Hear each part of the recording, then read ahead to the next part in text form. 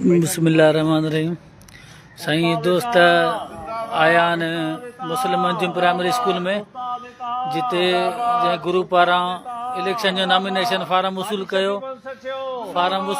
साईं असदुल्ला मेमन जेको आहे फारम वसूल कयो अने फारम वसूल करण जूं साईं खे मुबारकूं। साईं नॉमिनेशन फारम वसूल कयो आहे। साईं जे साम्हूं कंहिं बि माण्हू कंहिं बि ग्रुप फारम वसूल न कयो आहे। ही दोस्त मुबारकूं ॾियण आया आहिनि त कंहिं बि ग्रुप कंहिं बि पैनल फारम वसूल न कयो आहे सवाइ साईं असद मेमन जे जंहिं मुक़ररु टाइम ताईं नॉमिनेशन फारम वसूल कयो। ही साईं चेयरमैन साहब मौजूदु आहिनि, ही सेक्रेटरी साहब मौजूदु आहिनि। ही जेके आहिनि दोस्त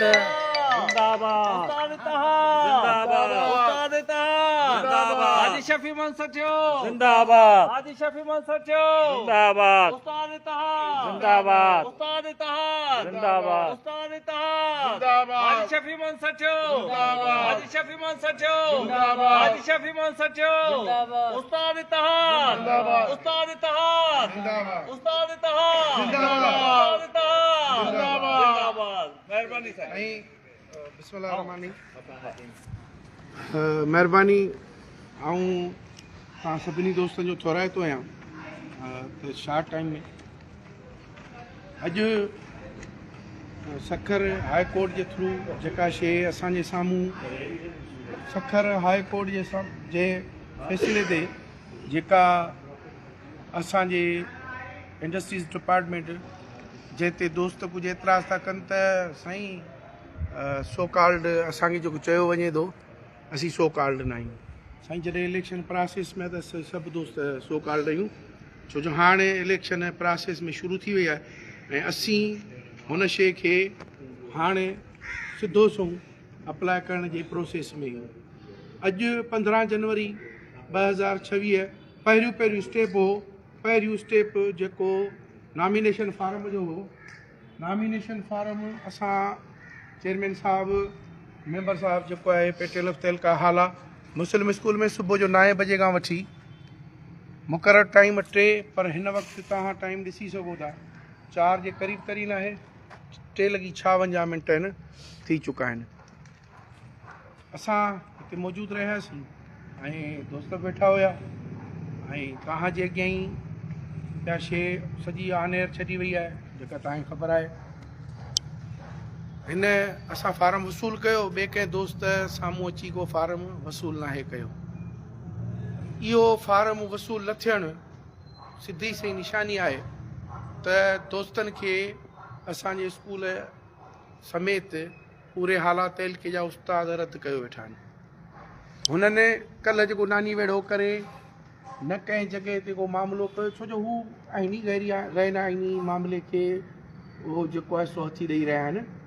जेकॾहिं को साफ़ शिफ़ाफ़ अमल हो, इलेक्शन कराइण जो प्रोसीजर हो त ईअं दर पटियो पियो हुजे हा जीअं साम्हूं तव्हांखे दर खुलियो पियो आहे। असांजे स्कूल जो दर खुलियो पियो आहे सुबुह खां वठी। ऐं तव्हांखे आगाह कंदो वञा त सुबुह खां वठी असांजे स्कूल में प्रोग्राम हलंदड़ हो जेको तव्हां लाइव असांजो घणेई दफ़ा ॾिठो हूंदो ऐं उन में चेयरमैन साहब पंहिंजी ऑफिस में मौजूदु हुयो। कंहिं बि दोस्त को राब्तो बि कोन कयो। हाणे इनशाला फारम जेको आहे 17 तारीख़ जमो थींदो।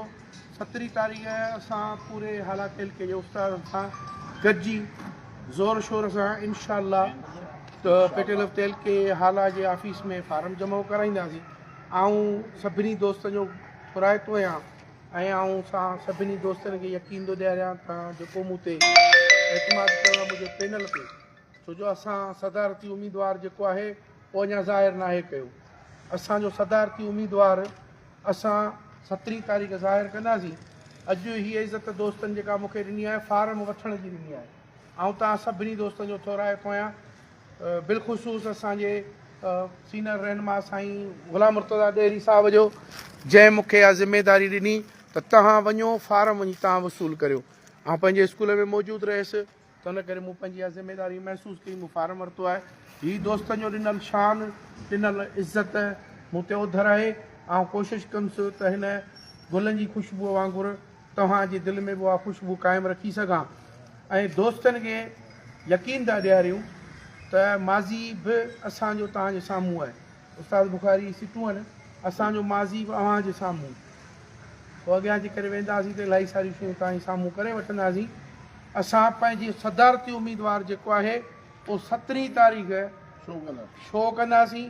असांजो सदारती उम्मीदवार साईं शाहिद बि आहे, साईं हाजी शफ़ी मोहम्मद बि आहे, साईं वॾो जेको साईं जावेद शेख आहे उहो बि आहे।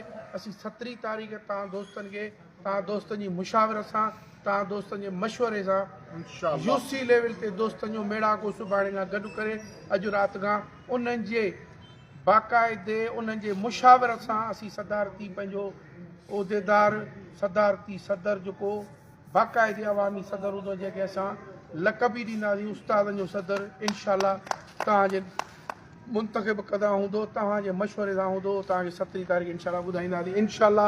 नसरुम मिनल्लाह व फतहुन करीम। उस्ताद जिंदाबाद जिंदाबाद जिंदाबाद जिंदाबाद। तव्हां सभिनी जी महिरबानी।